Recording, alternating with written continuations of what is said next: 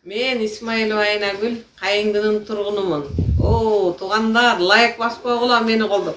Мурунураак жетсем деп тилегиме, жүрөгүмдү жылытып илебиңе, суун атканы көздөргө урундурбай, сени катып алсам дейм жүрөгүмө, сени эле катып алсам дейм жүрөгүмө.